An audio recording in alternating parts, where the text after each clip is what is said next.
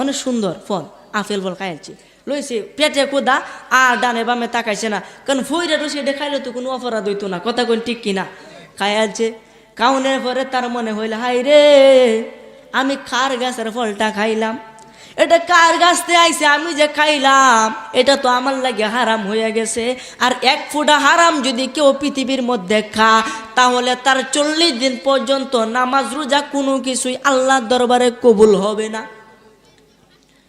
হারাম করে আছে না গো আমরা দেশ আই অভাব না, এটা কইলে আমার মারবো ধরে আছে তুই ভালাইয়া, কিন্তু হারাম খাওয়া যাবে না। এক ফুটা হারাম খাইলেও কোনো ইবাদত আল্লাহর দরবারে 40 দিনের লাগে কবুল হবে। আর আমরা তো কোনো কিছুই বাঁচি না, টাসা খাওয়া, কথা কোন ঠিক কিনা। এই জন্য আমার ভাইরা বাবারা বন্ধুরা সব কিছু থেকে নিজেকে হেফাজতে রাখতে হবে রে বাবা।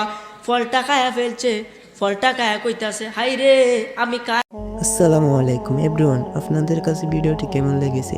যদি ভালো লাগে তাহলে লাইক করবেন, কমেন্ট করবেন এবং সাবস্ক্রাইব করে পাশে থাকবেন। ধন্যবাদ।